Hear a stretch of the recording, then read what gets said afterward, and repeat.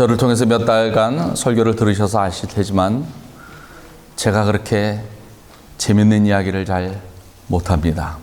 늘 설교를 끝내고 돌아설 때마다 내가 왜 이렇게 힘을 주었을까? 왜 이렇게 부담스러운 이야기만 할까? 조금 더 부드럽고 재미있고 예화도 막 섞어가면서 했으면 좋겠는데 제가 그게 그렇게 제 마음대로 되지 않아서 늘 죄송한 마음이 많습니다. 양해해 주시기 바랍니다. 한국에서 보낼 때는 이 설날과 추석이 가장 큰 명절이었지요. 저희 가족이 이렇게 할아버지 때부터 장손이었기 때문에 어렸을 때 기억이 명절 때면 친인척들이 많은 오시기 때문에 음식 준비와 손님 맞이가 큰 집안 행사였던 것 기억합니다. 제가 중국에서 선교사로 사역을 할 때에도 이 명절이 설날과 추석이 같은 날짜로 지내고 휴일이었기 때문에 마음 편안하게 보냈던 것 같습니다. 하지만 미국에 오고 나서 보니까 설과 추석이 공식적인 휴일이 아니고 미국에서는 추수감사절과 성탄절이 가장 큰 명절이기 때문에 몇 년이 지나고 나서는 그냥 추석이나 그 설날은 그냥 지나가고 추수감사절을 더 중시하게 되더라고요. 이렇게 여러 가지를 알아보니까 추수를 끝내고 나라의 명절로 지키는 것이 몇 나라가 없어요. 한국, 중국, 베트남, 그리고 독일 정도 되고요. 미국에서는 이 추수감사절을 지키고, 근데 한국 교회는 미국 교회의 영향을 많이 받아서 추수감사절을 교회의 중요한 절기로 지켜왔었지요.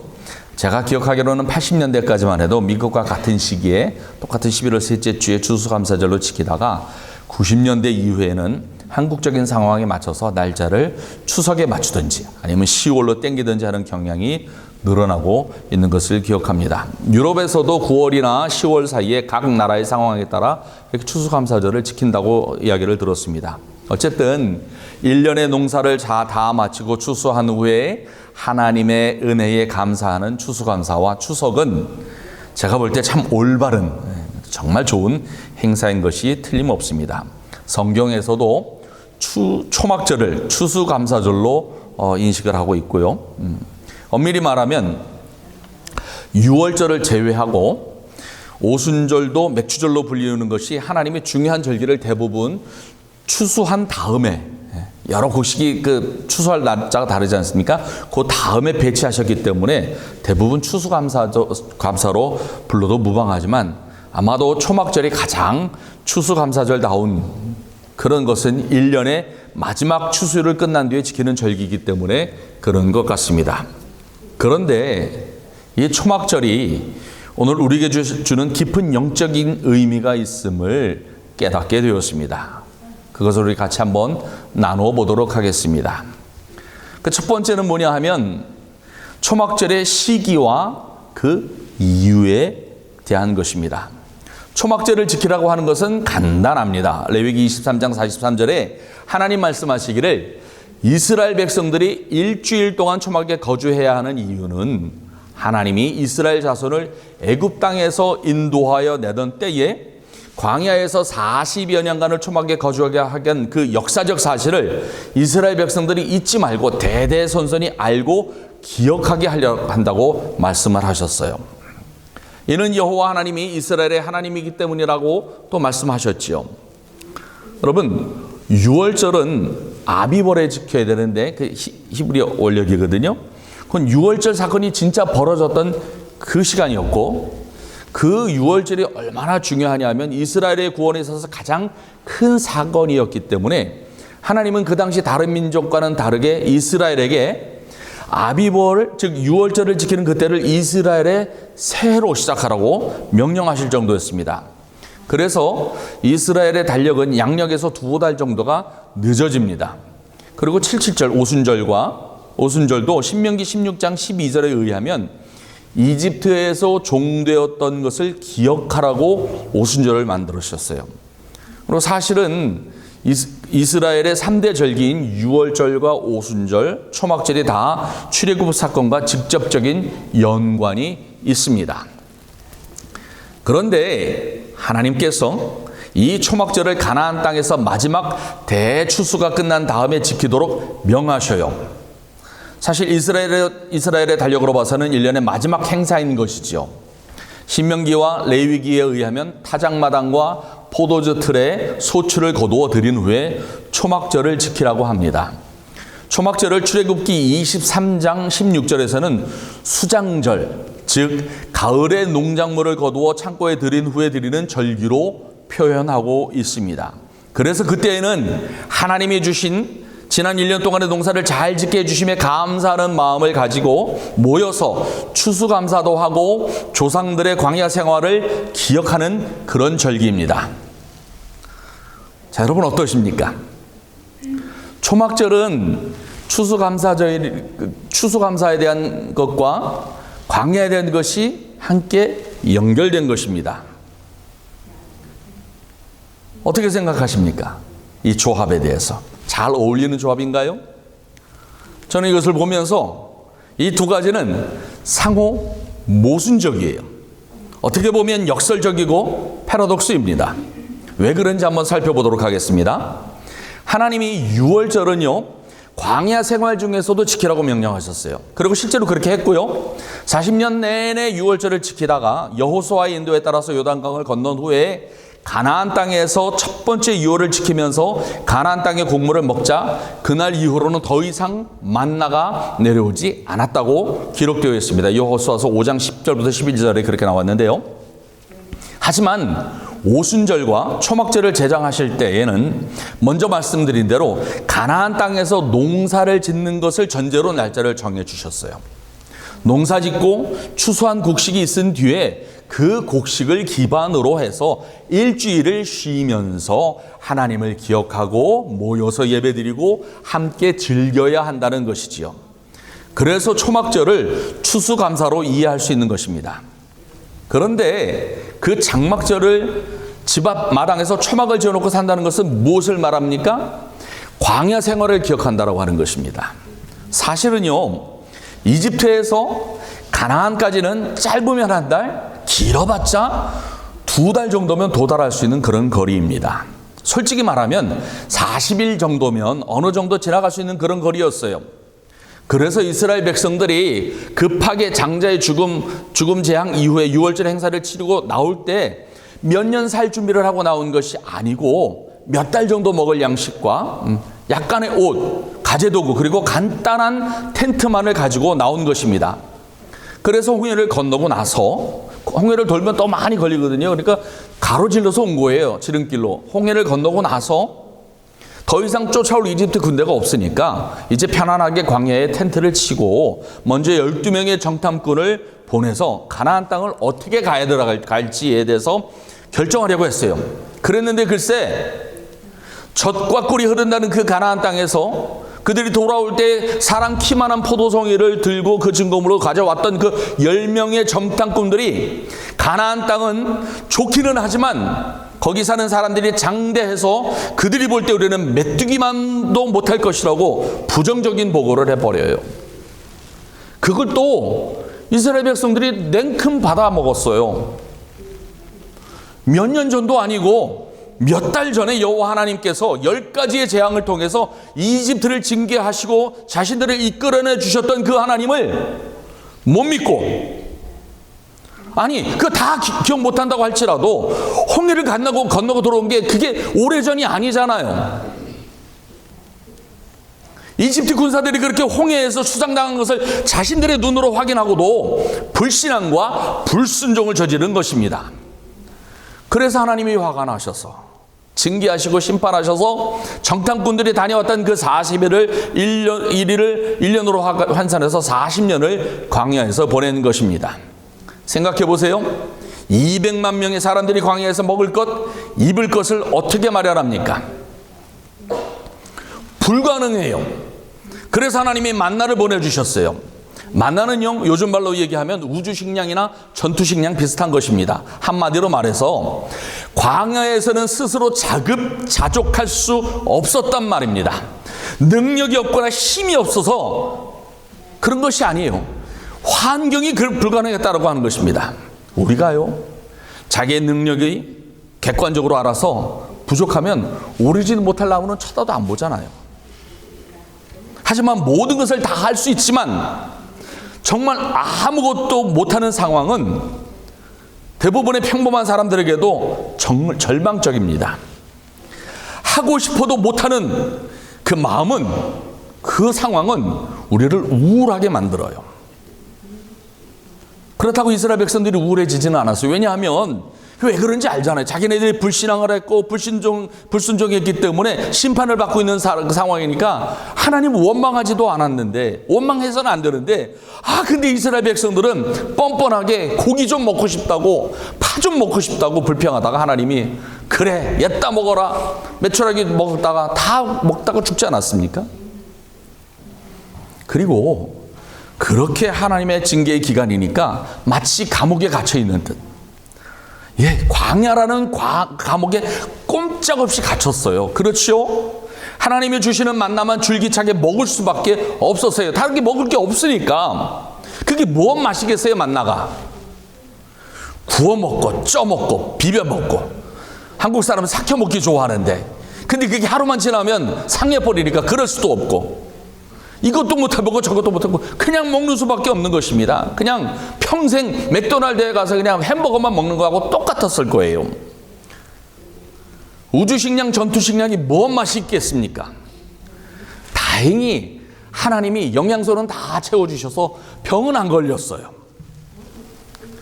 그런 경험을 기억하는 초막절, 아무것도 스스로 경작할 수 없는 상황을 가장 극적으로 기억해야 되는 그때를 하나님은요, 모든 곡식을 다 수확하고 곡식 창고에 쟁여놓은 다음에 풍요로움의 추석을 감사하는 절기로 만드시는, 어떤 의미에서 기가 막힌 모순입니다.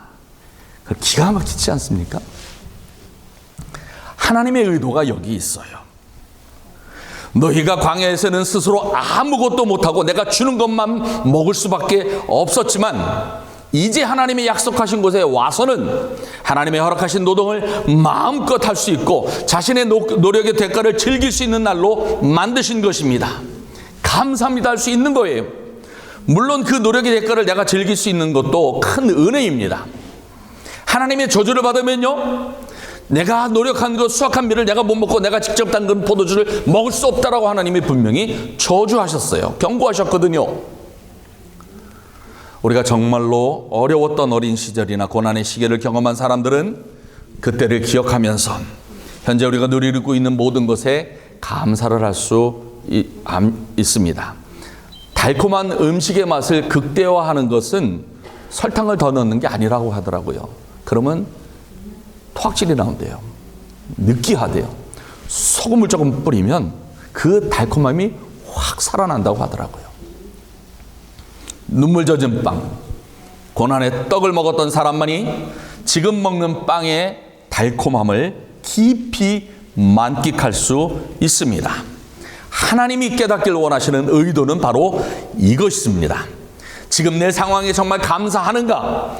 우리의 과거는 죽을 수밖에 없는 죄인이었지만, 지옥을 예약한 존재였지만 예수 그리스도의 보혈의 피로 인해 구원을 받은 그 은혜, 그 지극히 거대한 은혜를 제대로 깨달은 죄인만이 예수 그리스도에 대한 믿음과 하나님의 사랑에 대한 감사로 성령이 인도하시며 순종하여 거룩한 성도로 살아갈 수 있습니다.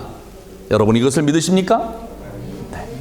두 번째로, 초막절 또는 장막절의 제사의 방법과 내용에서 하나님이 우리에게 알려주시는 뜻입니다. 민수기서 28장 29장에서는 레위기 23장에 나오는 하나님이 지정하신 모든 절기의 제사에 관한 내용이 자세히 기록되어 있습니다. 혹시 집에 가셔서 시간이 나시면 한번 민수기서 28장 29장 보셔도 좋습니다. 하나님은요, 이스라엘 백성들에게 하나님께 제사를 드릴 때 자기 마음대로 대충 드리는 것을 허락지 않으셨어요. 모든 예배와 제사의 방법, 하나님께 드릴 제물의 종류와 제사 드리는 방식을 아주 자세하고 꼼꼼하게 명령하셨습니다. 그래서 구약의 제사를 제대로 드리는 것은 매우 힘들고 까다로운 작업이었습니다. 그러기에 하나님은 레위 족속들에게는 오직 성전과 제사만을 섬기라고 따로 부르셨고요, 레위인과 제사장들에게는 다른 직업을 갖지 못하게 하시고, 그 대신 모든 이스라엘 백성들에게 이 복잡하고 어렵고 중요한 하나님의 사역을 집행하는 레위인과 제사장들의 먹고 사는 것을 책임지라고 하셨습니다. 그런데요, 다른 제사들, 특별히 유월절과 오순절 제사들, 또 물론 그 외에 다른 것도 같지만 그 제사들의 제물 드리는 방법은 단순 명료했습니다.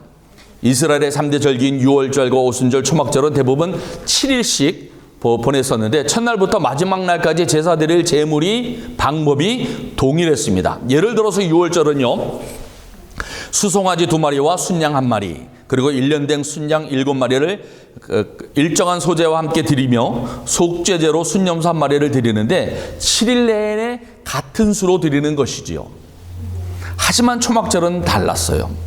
그래서 민수기서 28장, 29장에서 다른 절기는 각각 대여섯 절 정도로 짧게 하지만 초막절만은 민수기서 29장 12절서부터 39절까지 30절에 걸쳐서 설명이 되어 있습니다. 어떻게 다르냐 하면 다른 것은 다 똑같은데 처음에 드리는 숫송아지가 숫자가 달라요.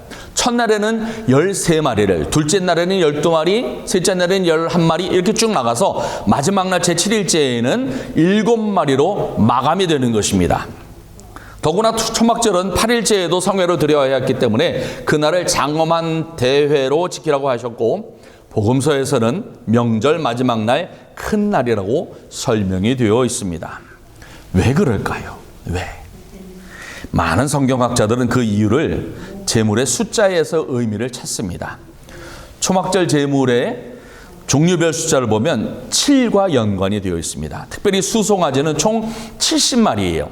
13마리부터 7마리까지 쫙 보면 70마리인데 이것의 의미를 두는 것이죠. 이것 때문에 그랬다. 그래서 구약에서는 전 세계 민족을 70개 종족으로 이렇게 나누어 오셨어요. 그러니까 구약 세계관에 의하면 전 세계 모든 종족은 70개 안에 다 들어가는 거예요. 70개 종족 그러면 전 세계인을 다 얘기하는 것이에요. 그리고 예수님도 70명을 제자들을 파송하셨죠. 네. 사실 성경에서는 숫자가 매우 중요한 하나님의 뜻을 나타내는 도구로 사용됩니다. 천지 창조도 7일 동안 하셨고요. 그래서 7이 완전수이죠. 3은 하나님을 나타내고 12도 이스라엘의 12지파, 12사도들을 나타내기 때문에 저도 그 성경학자들의 의견에 동의합니다. 하지만 제가 깨달은 게 하나 더 있어요. 그게 뭐냐 하면 장막절에 그 많은 제물을 하나님께 드리려면 다 놀아야 되니까 그날 가서 시장에 가서 사올 수는 없어요. 그럼 어떻게 되면 필요한 모든 것들을 다 사서 성전의 동물 보관소에 모아놓고 매일 필요한 만큼 가져다가 제사를 드릴 텐데 다른 절기와 달리 장막절은 그 숫자가 변화가 있으니까 제사장들이 조금 더 신경을 썼을 것입니다. 숫자가 잘못되면 큰일 나거든요. 어떻게 생각하세요? 하나님은 가끔 거의 늘 그러시던데 인간이 잘못을 저지르거나 죄를 범하거나 그래서 회개를 하기 위해서 아주 조금 특별한 방법을 쓰시는데 뭐냐 하면 자기들이 잘못됐던 그 지점이나 그 방법이나 그런 환경으로 다시 돌려 놓으십니다. 사실 초막절을 세운 가장 큰 이유입니다. 유월절은요, 절기들이 세워진 것인데 유월절은 이스라엘 백성들이 노예에서 해방된 중요한 날이기 때문에 지키라고 하셨고요. 오순절은 좀 아까 말씀드렸듯이 이집트에서 노예 생활한 것을 기억하라고 하셨고 초막절은 이스라엘의 불순종과 불신앙의 결과인 광야 생활을 기억하라 하신 것이에요. 예수님도 성만찬을 제정하시면서 떡과 포도주를 먹고 마실 때마다 예수님이 십자가에 달려 돌아가셨다는 것을 기억하라고 의미를 곱씹으면서 기념하라고 분명하게 말씀하셨어요. 하나 더. 여러분 요한복음 21장에서 베드로에게 예수님이 질문하셨던 거 다 아시지요? 왜 그러셨을까요? 베드로가 예수님 잡히셨을 때 여종 앞에서 예수님을 세 번 그냥 몰라가 아니라 거기는 그렇게 나와 있는데 욕을 해가면서 저주해가면서 세 번씩이나 모른다고 부정했던 것을 기억하시고 상황이 다 정리되니까 이제 베드로를 앞에 놓으시고 눈 똑바로 쳐다보면서 요한의 아들 시몬아, 내가 이 사람들보다 나를 더 사랑하느냐? 라고 3번 물어보셨어요. 베드로가 얼마나 당황했을까? 얼마나 어색했을까? 얼마나 민망했을까? 땀을 뻘뻘 흘리면서 간신히, 그전에는 그렇게 자랑하고 막 자신 있게 얘기하던 분이 제가 주를 사랑하는 줄 주께서 하십니다 라고 겸손하게 고백했습니다. 그렇지요. 장막절의 그 복잡한 제사의 이유는 그렇게 이스라엘 백성들의 불신앙과 불순종을, 자기네들이 무슨 죄를 범했는 것을 뼈에 새기면서 기억하라고 하는 하나님의 의도입니다. 쉬우면, 간단하면 인간은 누구나 다 흘려 넘어가게 되었어요. 하나님은 그리하지 말라는 것입니다. 잘못한 것은 정확하게 잘못한 것입니다. 그것을 늘 기억하는 것은 그래서 매우 중요합니다. 그래서 우리도 매일 저녁에 잠들기 전에 하루의 부족함과 죄를 고백하지 않습니까? 주일 아침에 나올 때마다 예배 전에 먼저 와서 하나님 앞에 머리를 쓱 조아리고 지나간 한 주간 알고 지었던, 모르고 지었던 나의 죄를 고백하는 시간을 먼저 가지는 것이 복된 것이에요. 늦어서 헐레벌떡 예배당에 뛰어들어와서는 하나님이 기뻐하시는 예배를 드리기가 쉽지 않습니다. 기억해야 합니다. 우리의 과거를, 우리의 죄인됨을, 우리의 심판받을 수밖에 없었던 과거를 예수 그리스도의 복음의 능력이 우리의 온 영혼과 삶에 깊이 새겨져야 할 것입니다. 마지막으로 우리가 하나님 앞에 감사해야 될 것은 그 시제입니다. 시간 동사예요. 독특하게도 이스라엘의 3대 절기에 대한 규례가 레위기와 민수기 그리고 신명기 그리고 출애굽기에 잠깐 나와 있는데 다 각각 다른 관점으로 기록되어 있어요. 그 중에서도 신명기의 내용이 참 은혜롭습니다. 먼저 앞서서 말씀드린 대로 6월절만 직접적인 날짜와 연관되어 있고 오순절과 초막절은 그 이유를 위해서 하나님이 여러 곡물의 추수 후에 날짜를 지정하셨어요. 일주일을 아무것도 안 하고 하나님께 예배만 드리고 또 각 절기마다 자기들만 즐기면 안 되니까 너와 내 자녀와 노비와 내 성중에 있는 레위인과 객과 고아와 과부와 함께 즐겨야 한다고 분명히 명령하셨거든요. 곳간에서 인심이 나지요. 그치요? 곳간이 가득하지 않은데 다른 사람을 불러서 같이 잔치를 즐기기란 어렵습니다.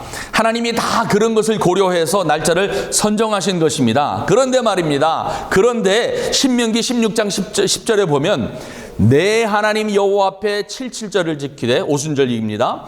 내 하나님 여호와께서 내게 복을 주신 대로 내 힘을 헤아려 자원하는 예물을 드리고 이웃과 함께 내 하나님 여호와 앞에 즐거워하라고 하셨어요. 간단해요.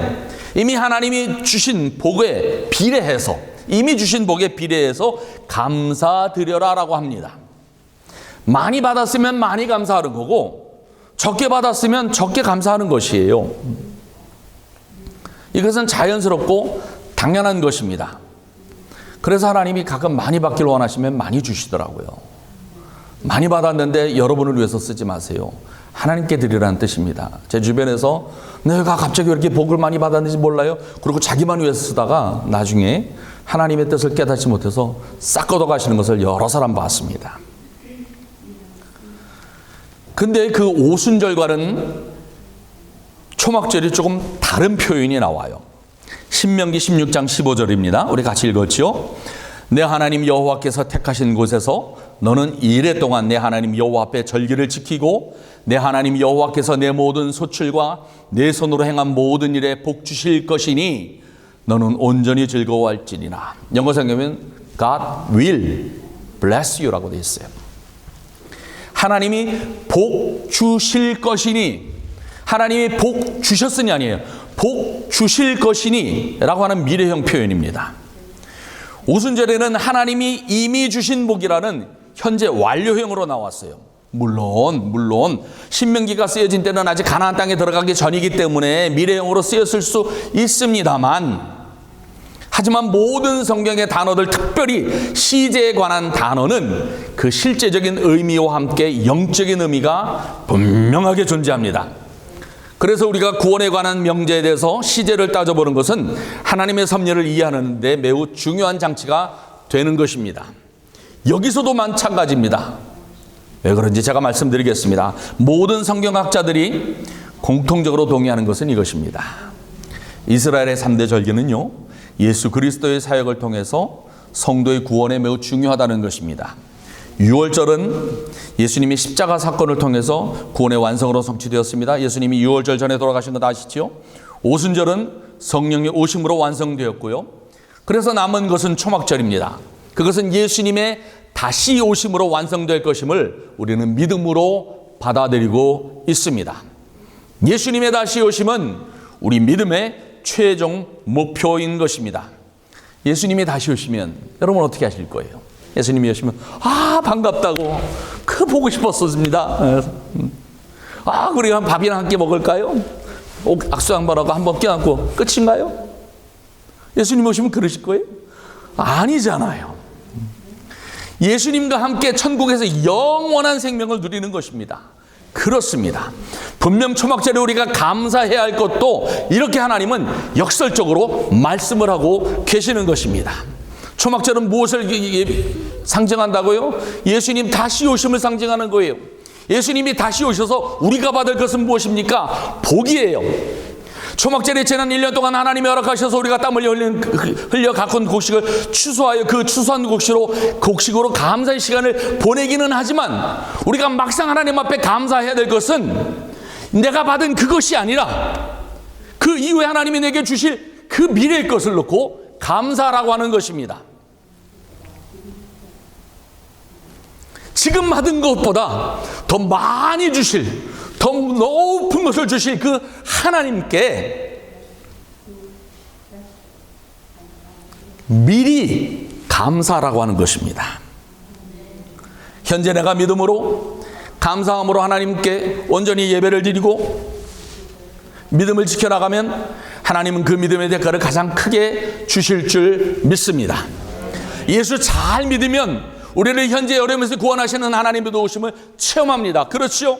기도의 응답 받지요? 예수님도 복음만 전하지 않으셨어요. 병도 고치시고 귀신도 쫓아내시고 죽은 자도 살리시고 먹을 것도 책임져 주셨어요. 거기에 더하여 십자가에서 우리의 죄를 용서해 주시고 부활하시고 우리에게 희망을 주셨고요. 천국에서 우리를 위하여 거할 것을 준비하고 계십니다.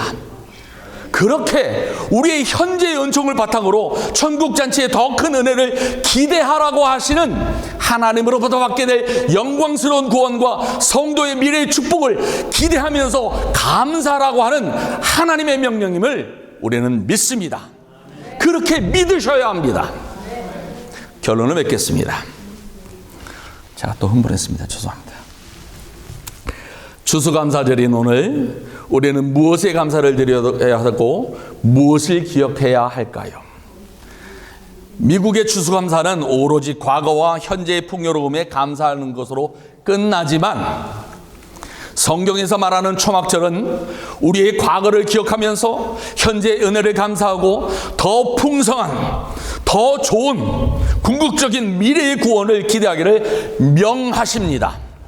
이것을 믿음으로 받아들이는 모든 성도에게 큰 능력이 함께 하실 것을 축원합니다. 하나님은 우리를 정말 사랑하시는 분이세요. 초막절의 이 깊은 영적인 은혜를 온전히 깨닫는 성도가 되어서 세상 사람들은 감히 생각하지 못하는 하나님의 놀라운 추수의 은총의 구원의 완성을 경험하시기를 축원합니다. 기도하시겠습니다. 사랑이 많으신 하나님, 2025년을 강건하게 지켜주심을 감사를 드립니다. 모든 것이 다 감사의 조건은 아닐지라도 우리는 믿음으로 감사의 제사를 드리게 하옵소서. 우리의 죄악 때문에 징계를 받을지라도 그것이 구원을 향한 하나님의 섭리임을 고백하게 하시고 과거와 현재만에 감사하는 것이 아니라 미래에 주실 하나님의 은총을 믿음으로 보고 감사하게 하여 주시옵소서. 주님과 함께 천국에서 누릴 그 풍요로움을 우리의 눈으로 보게 하시고 우리의 마음이 굳건하게 하여 주시옵소서. 하나님이 이스라엘 백성들에게 명하신 초막절의 그 깊은 영적인 의미를 우리는 바로 깨달아 우리의 삶에 적용케 하여 주시옵소서. 그것이 세상의 그 어떤 행운보다도 더 큰 은총임을 깨닫게 하여 주시옵소서. 예수님 이름으로 기도드립니다. 아멘. 찬송가